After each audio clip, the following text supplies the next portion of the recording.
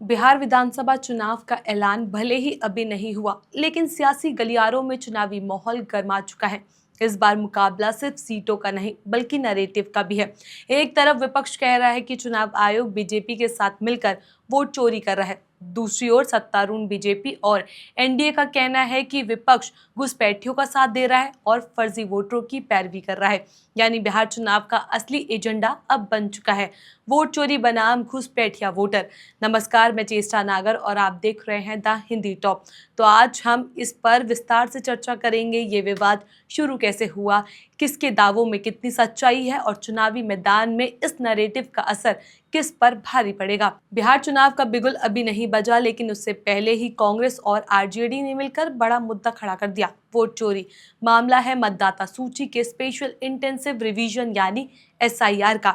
विपक्षी पार्टियों का आरोप है कि इस एसआईआर के जरिए बड़ी संख्या में फर्जी वोटर जोड़े जा रहे हैं, वहीं असली वोटरों को सूची से हटाया जा रहा है। कांग्रेस ने तो इसे सीधे सीधे लोकसभा चुनाव में धांधली से जोड़ा और आरोप लगाया कि चुनाव आयोग ने बीजेपी के दबाव में मतदाता सूची से छेड़छाड़ की। राहुल गांधी ने प्रेस कॉन्फ्रेंस करके कहा कि कर्नाटक के महादेवपुरा लोकसभा क्षेत्र में 1 लाख फर्जी वोटर मिले। यही नहीं, हरियाणा, मध्य प्रदेश और महाराष्ट्र में भी कांग्रेस ने चुनाव आयोग पर मिलीभगत और धांधली के आरोप लगाए। दूसरी ओर बीजेपी ने विपक्ष के आरोपों का जवाब और भी आक्रामक अंदाज में दिया। बीजेपी का कहना है कि कांग्रेस और आरजेडी दरअसल घुसपैठियों के पक्ष में खड़ी है। केंद्रीय मंत्री अमित शाह ने तो यहां तक कह दिया कि कांग्रेस का वोट बैंक ही फर्जी वोटरों पर टिका हुआ है।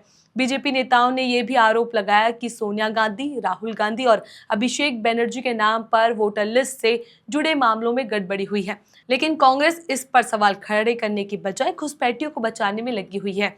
तो वहीं बिहार चुनाव में ये मुद्दा इसलिए भी अहम है क्योंकि यहाँ पर हमेशा से जातीय समीकरण और स्थानीय मुद्दा चुनाव तय करते आया है। लेकिन इस बार बीजेपी ने राष्ट्रीय मुद्दा खड़ा कर दिया, घुसपैठिया वोटर, जबकि विपक्ष खासकर कांग्रेस और आरजेडी लगातार इसे वोट चोरी का नाम दे रहा है। तेजस्वी यादव ने सीधे बीजेपी को चुनौती दे दी है। अगर हिम्मत है तो बताइए कि एसआईआर में एक भी ऐसा नाम कौन सा सामने आया जिसे घुसपैठिया कहा जा सके। तेजस्वी ने बीजेपी पर झूठे और दुष्प्रचार फैलाने का आरोप लगाया। एसआईआर का ऐलान होते ही विपक्षी गठबंधन इंडिया ब्लॉक एक्टिव हो गया। करीब 300 सांसदों ने संसद से लेकर चुनाव आयोग तक मार्च निकाला। कांग्रेस ने अपने social media platform Facebook, Twitter, Instagram पर वोट चोरी के खिलाफ बड़ा कैंपेन चलाया। ये पहली बार था जब कांग्रेस ने इतनी आक्रामक रणनीति अपनाई और चुनाव आयोग पर सीधा निशाना साधा। राहुल गांधी ने कहा, ये सिर्फ चुनाव नहीं, लोकतंत्र बचाने की लड़ाई है। तो वहीं चुनाव आयोग ने विपक्ष के आरोपों को सिरे से खारिज किया। राहुल गांधी के बयान पर आयोग ने नोटिस भेजते हुए कहा, बिना सबूत के वोट चोरी का आरोप लोकतांत्रिक प्रक्रिया को कमजोर करता है। आयोग ने साफ कहा कि एसआईआर प्रक्रिया पारदर्शी है और इसमें किसी भी तरह की धांधली संभव नहीं। अब सवाल यह है, बिहार चुनाव का एजेंडा आखिर किसके पक्ष में जा रहा है? विपक्ष का नैरेटिव। बीजेपी चुनाव आयोग के साथ मिलकर लोकतंत्र चुरा रही है।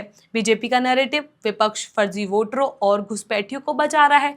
यानी मुद्दा लोकतंत्र बचाने बनाम घुसपैठियों को रोकना बन चुका है। दोनों ही पक्ष जानते हैं कि बिहार की जनता भावनाओं के साथ साथ सुरक्षा और विश्वास पर वोट करती है।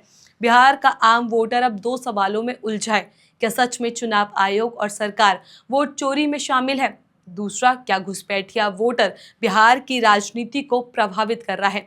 तो क्या अब सच में बिहार चुनाव का एजेंडा तय हो चुका है? एक तरफ विपक्ष वोट चोरी के नैरेटिव के साथ मैदान में है, तो दूसरी तरफ बीजेपी घुसपैठिया वोटरों का मुद्दा उठाकर चुनाव को सुरक्षा और राष्ट्रवाद की बहस में बदल रही है। अब देखना यह है कि बिहार की जनता किस नैरेटिव को स्वीकार करती है और किसे नकार देती है। आपको क्या लगता है, चुनाव का असली मुद्दा क्या होना चाहिए, वोट चोरी या घुसपैठिया वोटर और भी अन्य चीजें? कमेंट सेक्शन में अपनी राय हमें जरूर बताइएगा और ऐसी वीडियोस के लिए आप हमारे चैनल द हिंदी टॉप को सब्सक्राइब कर ले। इसके अलावा आप हमें एक्स, फेसबुक और इंस्टाग्राम पर भी फॉलो कर सकते हैं।